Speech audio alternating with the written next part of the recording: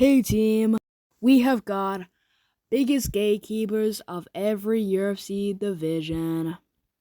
Shout out to Cage Side Convos, my inspiration for making this YouTube channel, and Hopper MMA. Let's get into the video, guys. We're gonna start at flyweight, and the first gatekeeper is Tim Elliott.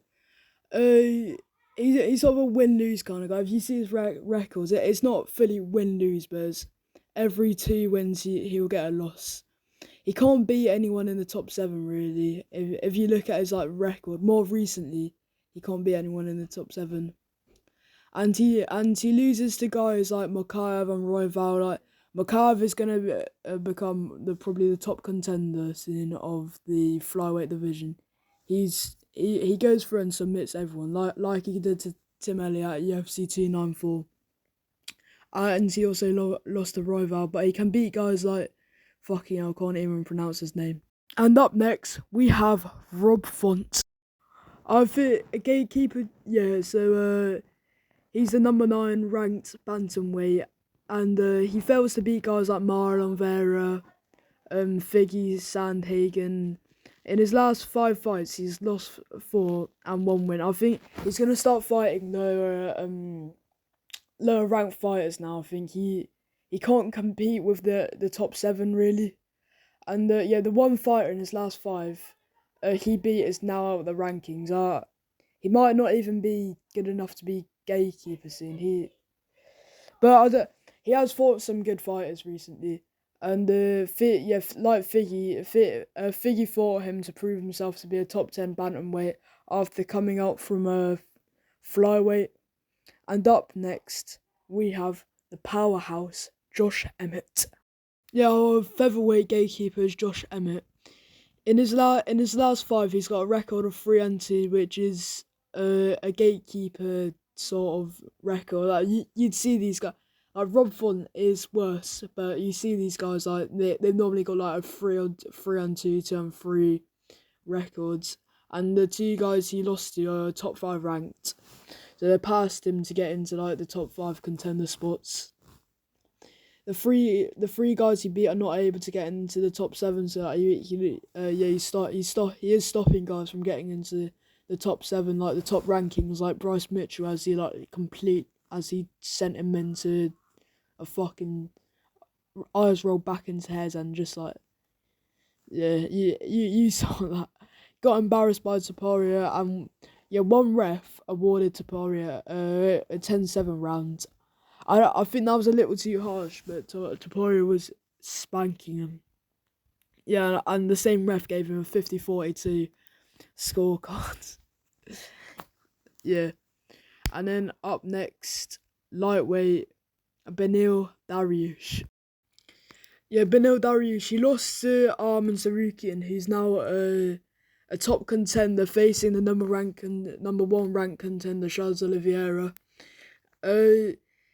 I think he's not like a main gatekeeper yet, but he will become a bigger gatekeeper. I think he's slipping down. His chin's getting worse. He's just gotten knocked out twice in a row in the first rounds. There is by kill of Charles Oliveira, but so his chin is getting worse. He's getting older, so I think he will establish himself as a gatekeeper, and he's not turning out on what we thought he'd be. Like, people were predicting him to beat Charles Oliveira, but he's not at that level. I think it's clear now, and I think he's at the gatekeeper level, and I think Dana will be putting the up and comers against him, like he did with Arman, and he'll be established as the gatekeeper of the lightweight division. It's not too clear, I don't think, in the lightweight division. I don't think there's a clear nail-on gatekeeper, but I think if I will put one, it's definitely Beneil Dariush, and I think this will age very well, and he will be the main gatekeeper.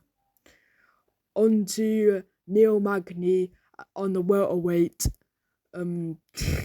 gatekeeper. Neil Magny derailed the hype train of Mike Malott.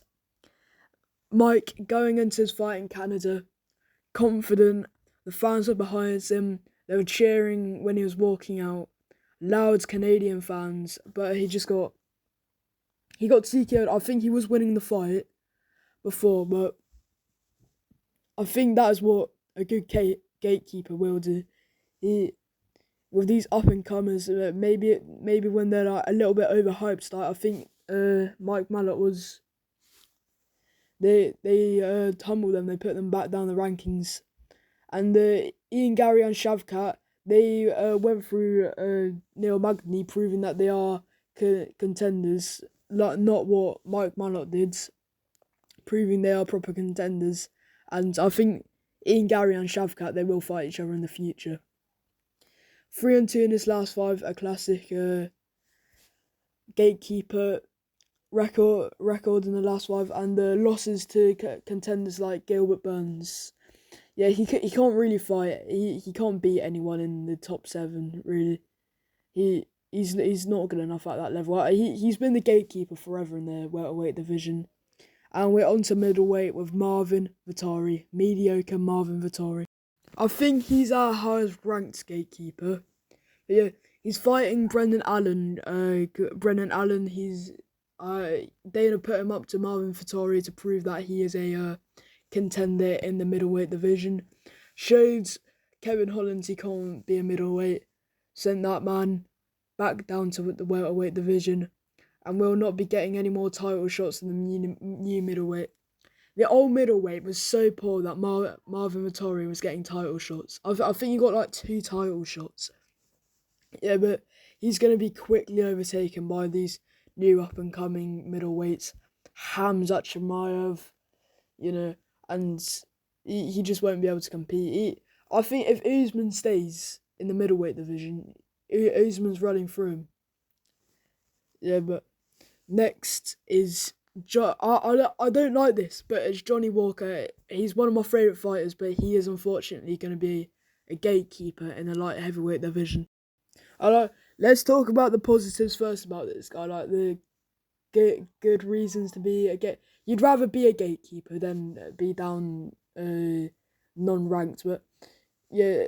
So he sent Paul Craig down to middleweight. Yeah, beat Paul Craig after Paul Craig beat guys like Jamal Hill and stuff. Paul Craig's a funny fish. He loses to guys like Johnny Walker, but beats Jamal Hill and Ankalaev, which is someone Johnny Walker also lost to, who's now a top contender and probably is gonna. He might need to fight one more person to get that Alex Pereira fight, but he is a top contender now, and yeah, he can't. I don't think Johnny Walker beats anyone in the top 7. His goofy stuff, he's got all the potential, but he's just a goofy goober in the octagon, and it's as simple as that. He'll be the gatekeeper for a long time. He's still quite young, but the one thing I worry though about having Johnny Walker as my gatekeeper pick is that he can pop up and randomly beat someone. I think he's got a lot of power. He's got such an iffy chin though. His chin has vanished after fighting Ankalaev and stuff. He's got no more chin left, I don't think. And a contender could knock him out, and he could knock out a contender. He's a little random, but yeah. And our gatekeeper for the heavyweight division will be Alexander Volkov. Yeah, Tom Aspinall ran through this guy. Straight, was it an armbar or an arm lock, something like that, in the first round, as Tom Aspinall does. Ran through this guy to get I think after Volkov, he fought Curtis Blades and got his injury and lost in England. Yeah, kept Tuivasa out of the main contenders. I don't think Tuivasa, Tuivasa's career is fucked. I swear, it is never gonna get the hype he used to have. He's a great guy, really like him, but he's not gonna be fighting for any title in his career. And and Volkov will simply never be a top contender again. I think the new heavyweights are catching up to him, and I don't think he will be. And he's getting old. Age is catching up to him. He also beat Derek Lewis, who I was really debating with myself if I should put Volkov or Derek Lewis as the gatekeeper. But yeah, he did beat Derek Lewis, so I think he wins the gatekeeper title of the heavyweight division. Okay, don't click off yet. because we have an honourable mention. Get excited, guys, because this is going crazy. Our honourable mention is the man that got beaten by Volkov, Derek Lewis. Yeah, the man got raped by Jelton Almeida. He said it himself. It reminded him back of his prison days. And Jelton Almeida is going on to fight not Chris Curtis, Curtis Blades. And I think that will be a #1 contender fight for Tom Aspinall, who, let's be honest, is the undisputed champion. What the fuck is John Jones doing, just sitting at home with his broken pec? Broke De Lima's face. That flying knee at UFC 291 was cold. Got destroyed by Pavlovich in under a minute. Yeah, he's now a #1 contender. No, not a #1 contender. He got beaten by Tom Aspinall recently, but he is a top contender, and him and Aspinall will rematch one day in the future. Yeah, he got knocked out by Pavlovich's extreme power, the white Francis Ngannou, and he's not the heavyweight contender. But I really wanted to put Derek Lewis on this list because I think he's worthy of being a gatekeeper. So I made this honourable mention spot for him, and for my later videos, I will be putting in this honourable mention spot for all of them. Yeah, but I think this is where it's gonna end, guys. Thanks for watching my first video. Shout out to Cage Side Convos and Hopara MMA again, and yeah, they inspired me to do this. I hope you did enjoy. If you enjoyed, click the subscribe button. If you didn't enjoy this, go watch the MMA Guru then. Bye, guys. Da, da.